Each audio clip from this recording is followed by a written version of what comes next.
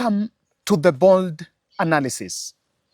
Rigathi Gachagua convoy has been stoned at Imara Daima minutes after he landed at JKIA and the convoy was making its way in Mombasa Road. And in this incident, the CS for Interior and a couple of MPs from Nairobi who yesterday were warning Kenyans not to go to the airport to receive Rigathi, or they were talking about riots, should be held individually liable, responsible for the damage that has happened. And in this podcast, I am taking you to what happened all the way from JKIA to the time the stoning happened. I have been following Rigathi Gachagua's grand return. But just before that, take a minute and support our Njoro project here. I'm shooting this video in Njoro. We are here to support Mama Rahab Ngina Mwangi. Mama Rahab Ngina Mwangi, as you can see here, is a woman, a widow, who is also blind.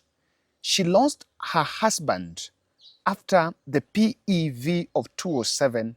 By then, they were displaced and moved into some land.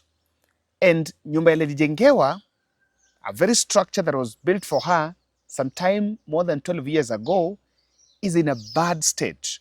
If you look at this video, that is where she sleeps. That is the place she calls home. This house is in a bad, and she's currently stranded. And even as it rains, things are very, very, very bad for Rahab.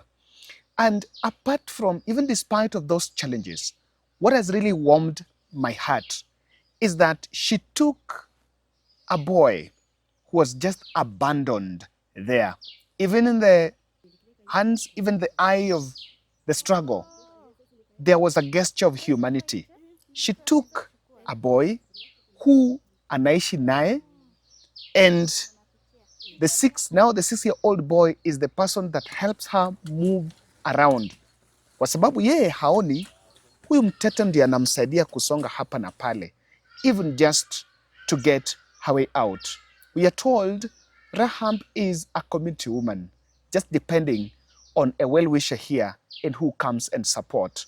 And that is where I am here to do two things. We are putting up a 2-bedroom house for her and the boy, waishi hapo. And we're also going to sort the education of the boy, shule ikifunguliwa next week. We'll make sure that the boy gets school uniform and fees so that he can go to school.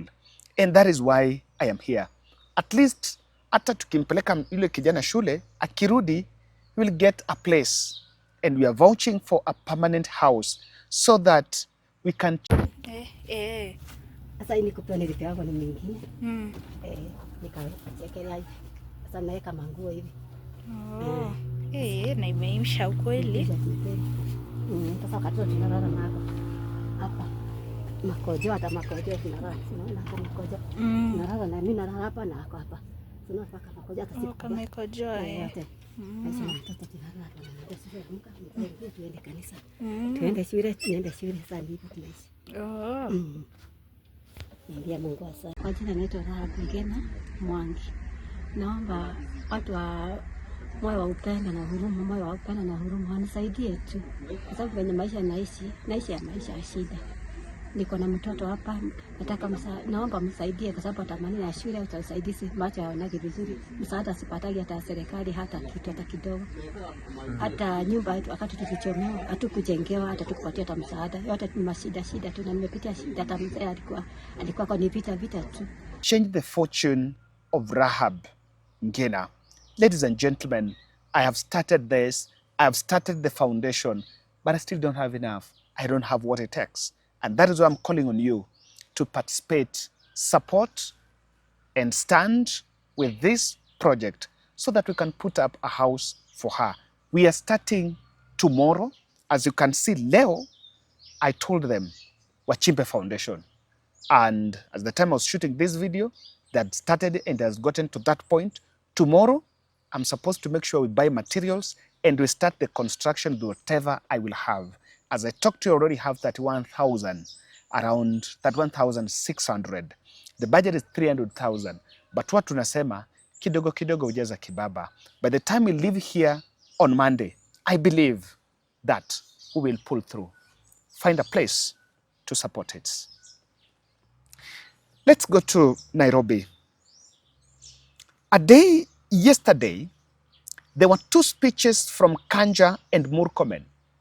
While Kanja was giving Rigathi Gachagua a clean bill on his return, saying he's allowed to do and to enjoy his time when he comes back, Murkomen, on the other side of the town, was actually sending some warning alarm on some riot. There are so many people landing in Kenya every day. So I don't know why we should be worried about one person landing. There are two things to think about what you are saying. One is that in the absence of that leader in the country, or his arrival is a security threat, which is not entirely, which means you are not really entirely wrong, because in the last few months or weeks when he has not been around, the country has been very peaceful. And so you have a point by saying that perhaps the security agencies should be prepared for a more chaotic environment as a result of his coming back to the country. The security sector is prepared to deal with any insecurity issues. The last time. And apart from that, there was also another statement from Aladwa that was daring Cleophas Malala about this Rigathi Gachagua grand return.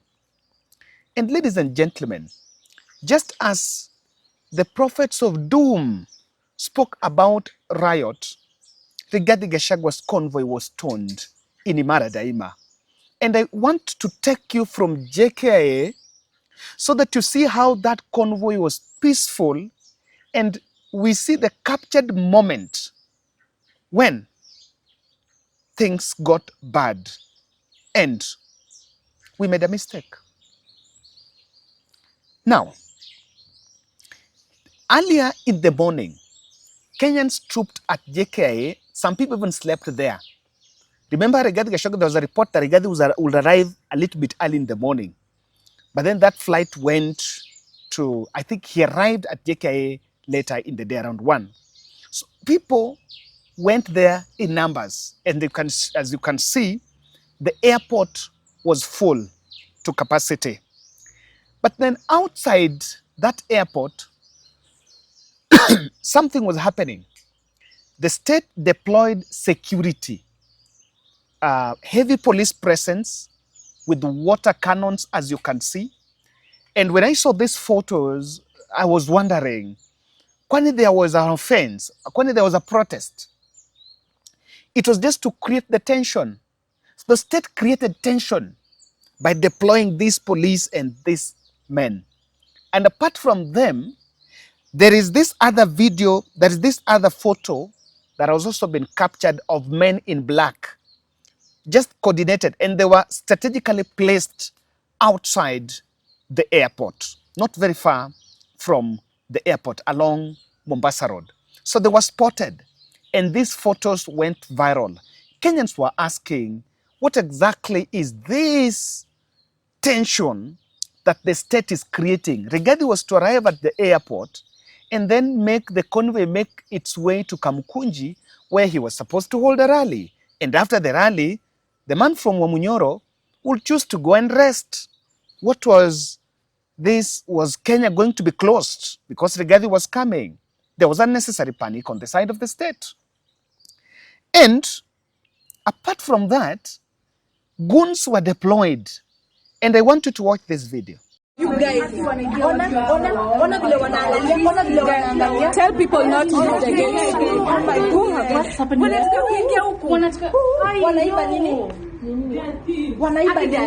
Kuna kitu wanafungua something hapa. Oh, I think they thought that was water. Hawa ni waizi. These are thieves. They can't see us, right? Yeah. No, if they see us, what will they do? Wanaweza rusha mawe. Ona. They're trying to rob. Oh my goodness. Ona vile wanapangana. Wanapangana.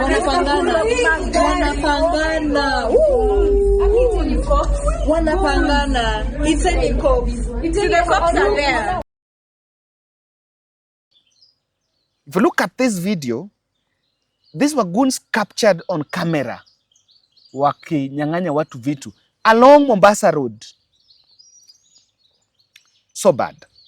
I saw a good presence, and even there was this video of Songa, one guy from Jacaranda, of course, talking about trying to explain the situation, that they are peaceful, and I want you to watch that.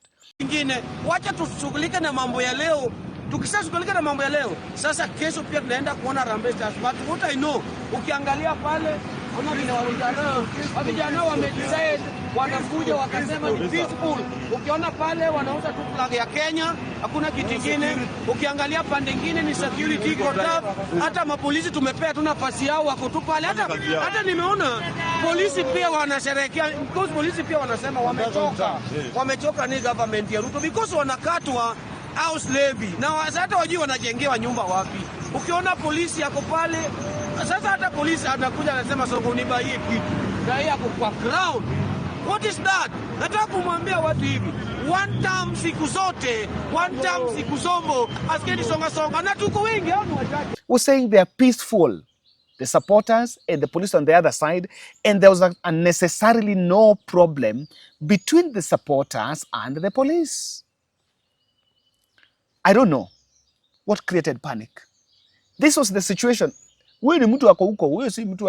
This is just one of those people who was there. I even saw a group of some women from Nyanza, allegedly from Nyanza, talking about they have come to receive the kingpin. Too bad. Rigathi arrived at exactly 1:30 p.m. and this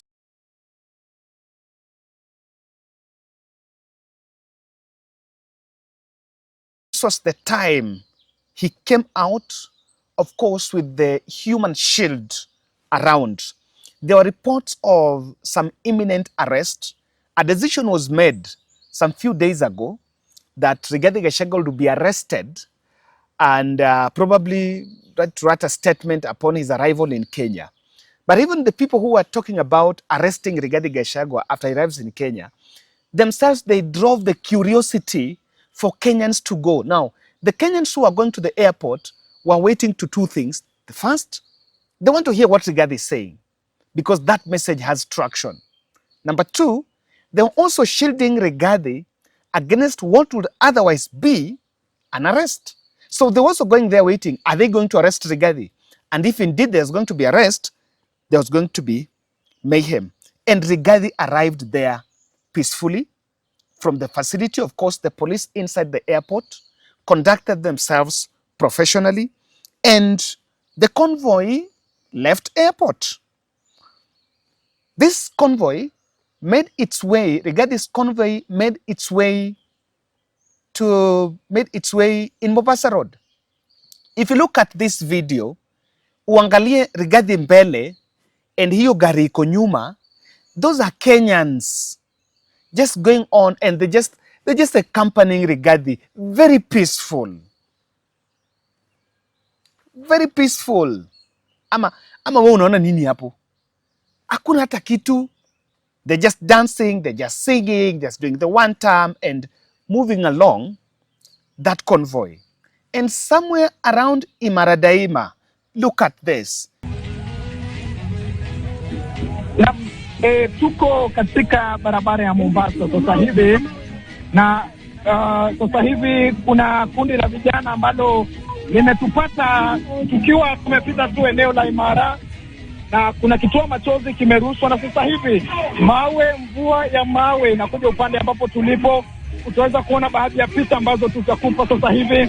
Upande mwingine kuna vijana ambao walikuwa kwenye msafara wa Rigathi Gachagua, wana vijiti na inaonekana mapambano yameanza.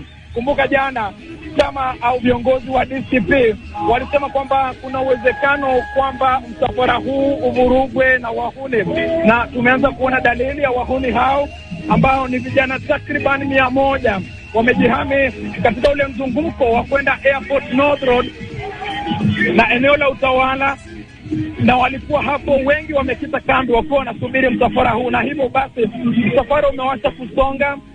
Vijana wa Rigathi au vijana ambao walikuwa katika msafara huu wa Rigathi Gachagua nao sasa utaona nao wamejitokeza kukabiliana nao. Wana vijiti au kipenda vile vijiti vya majembe ya kulima, na wameenda kukabiliana nao, na hivyo basi msafara uliokuwa kwa amani umebadilika ghafla na kuwa wa vurugu, vurumai, na sasa hali ya hatari imeshatangazwa. Ni katika barabara hii ya Mombasa Road, utaona watu ni mguuni ponye kwa baadhi ya walio hapa, na ndiyo hali halisi ambayo tunakumbana nayo katika msafara huu wa Rigathi Gachagua. Na hivyo basi wengine ni roho mkononi, wengine ni mguuni ponye, wengine hawaelewi cha kufanya. Lakini ukiona msafara sasa umeanza kusonga,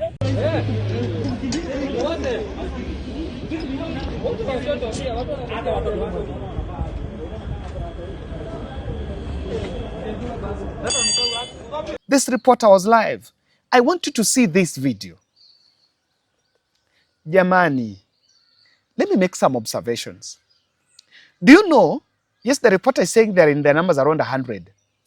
Rigathi's convoy is on the other side. Wale ambao wako huko ni wa Kenya pia. And then goons are on this opposite side. These goons, hata kuna pikipiki hapo. Hiyo pikipiki inaweza kaa hapo kama hawajui wako safe. I am not seeing police presence. Kenyans are seeing, you know, that reporter saw those goons on wakiwa wanatembea wameshika mawe wanarusha. I just want to ask, for people who are doing this, by the way, maybe come on, watch this video for the first time, you can say, Kevin, why have you lost your temper? I hate in this podcast when I analyze these issues of goonism, huwa inaniudhi sana. And I've always asked, why are we careless and reckless? Hawa wanarusha mawe, hiyo mawe, wale ambao wako kwa hiyo convoy na Rigathi, are they not Kenyans? For you, a leader or a government official, to give people money and carry stones, and remember, it has to be stones. Do you know why? Stones are associated with the Luo. So, una mobilize goons unawapatia mawe, so that someone would say, it is Luos who are hitting. That is not even it. Those are goons. Those are not tribal. Those are goons. Wakati unarusha mawe kwa hawa wengine wa Kenya, hawa watu si wa Kenya. Come on. And there is a question I always ask. Wewe, hawa wenye wamerusha mawe, ukipiga Rigathi juu ya gari hapo, Rigathi anguke, will you have a country? Oh, I like asking it. You know, I normally say sometimes we are reckless. When you send people to throw stones, mawe ujui itaguza nani? Hata wewe ambao unarusha mawe. How about if your brother, your nephew, your cousin is on the other side of the crowd? Iyo mawe mgonge, will you have gained? Iyo mawe iende hapo igonge a leader, ama igonge huyo Rigathi. The next morning, watu waone Rigathi down, magongo na mawe. Will you have a country here? Hey. What happened in Maradaima is very shameless. It's very backward and very stupid. That rally was very peaceful. There was absolutely no reason to place people to stone. Those people who are around Rigathi Gachagua are also Kenyans. And let me tell you, ile kitu imefanyika ni hii. Kina Murkomen na watu wao wameona from the airport that thing was peaceful. And they realized that, oh, remember the plan was to scuttle it from the airport, it flopped. To place water cannons and goons there so that Kenyans will shy away from going. That failed. Then the last plot was this one. Na mimi nashindwa. Polisi wanafaa wafanye nini? Si wanafaa watie gas hawa. And I saw the level of destruction. So that, as in, kwani hii Nairobi kuna watu sasa Rigathi ikifika, Rigathi cannot move somewhere. It is so bad. It is so bad. And I've always said, these are the kind of things that when they happen, some characters will go and start telling us, you go guys, Rigathi is tribal. Come on, yes, Rigathi is tribal as you say. But doesn't he have his right? Si hata nimesikia Raila akisema, you can agree with me, you can disagree with me, but you have to protect my right to say it.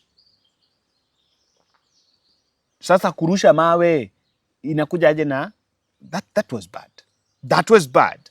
You in this one on heckling, I never on this goonism thing, I never sugarcoat because personally I hate it. I think you know, look at, even if you target journalists who are there, upige mtu, si utapiga hata kazini wako. Ama are those people not Kenyans? Are those people not people? Too bad. Can let's support Ngina's project here. Heading through. And I want to tell you what this, let me say, you know, that is it. These people are stupid. The people who mobilized this thing are stupid. That's the word. Yes. Let me tell you what they were thinking. That's so bad. So bad. Someone wanted to ensure Rigathi does not arrive at Kamkunji. Yes. Why? For sure, let me tell you. Rigathi crowd in Kamkunji was huge. Will be huge. Unaona that online, and I think they followed it. Citizen was capturing it live in their YouTube. And if you check the viewership, there were 29,000 people watching live. And it was like 10 minutes after Rigathi went live in his Facebook page. 10 minutes, 29 people streamed. So they realized Kenyans were going to pay attention, were paying attention to it. And someone just wanted Rigathi asifike Kamkunji. Why? There is something I always say, and I think I've warned. If you are celebrating Rigathi Gachagua, that Imaradaima stoning, because you hate Rigathi, then you know what you're doing? Do it is Rigathi. Tomorrow it is you. It is not an attack against Rigathi. It is an attack against the voices of dissent. Yes. Rigathi represents that. It is an attack against the opposition. And they're creating an agenda. They knew that Rigathi is going, when Rigathi arrives to Kamkunji, Rigathi has a good topic to talk about, what President said in Parliament. And they want to scuttle that. So you might want to ask, who is this who did not want Rigathi to get to Kamkunji? Number two, staging those clueless men to stone that convoy. And it's not even stoning the convoy. It is stoning people. Hiyo mawe inaweza gonga gari haina shida, lakini itagonga mtu. You know, that was staged to create a ground, to create confusion, chaos, so that police can come in. Remember, all along wakitoka walikuwa wanaenda peacefully. Hata motorists the other side wako na shida. Walikuwa wanaenda, remember it is normally one way. So magari ziko tu nyuma. Walikuwa wanaenda peacefully. So that was to create a ground so that police can fire some tear gas there, can shoot some bullet there, can do this there, so that meeting is scuttled. Hakukuwa na entry point ya polisi. So this was done to give the security agency some entry point. Remember that thing was very peaceful. And kama wametoka airport, sasa hapo wamefanya nini? Someone realized the crowd is bulging. That was Imaradaima. The moment Rigathi, because if he was coming to Imara Daima, alifaa akifika the Nyayo roundabout, aingie na Nyayo roundabout, then wa connect to Jogoo Road, then from Jogoo Road they take that straight route. It is a very shortcut, very short route, straight route to Kamkunji. That was the plan. So someone wanted to scuttle it. And maybe the people realized that Rigathi was getting some intel about how to move around the city. Rigathi is shaking Nairobi. And I've always said, and let me finish by saying this. Mimi, I'm one person who believed that, yes, Rigathi had tribal utterances. It was looking tribal. But the grounds for impeachment were flimsy. And even if William Ruto wanted to do away with, allegedly, impeaching Rigathi Gachagua was not to do away with tribalism, because we hear Mbadi and Duale talking about tribalism all the time. Ile kitu Ruto alifanya Rigathi ilikuwa mbaya. Tuseme ukweli. And me, this is my personal opinion. I don't subscribe to Rigathi's brand of politics. Thank God I'm not even a politician anyway. But there is one thing you need to choose from. I saw Rigathi Gachagua and the wife crying in Karen Hospital after walikuwa impeached. I saw that video. I analyzed that video. I nearly broke down. And I saw a man going down. If months later, the man can rise on his feet, then in this world or in this country, when one door closes, one opens. And I think that is, for me, that is the greatest motivation I see in Rigathi. This man was to be forgotten in the next 10 days or 2 weeks. So now, people are so shaken and in panic about him coming in the city. Too bad. The police who stoned Rigathi Gachagua's convoy, not the police, those rudderless goons who are deployed to stone that convoy, I think the security agencies, starting from the Murkomen, the IG, and the city governor, they should all take responsibility. And a clique of politicians in Nairobi. Thank you.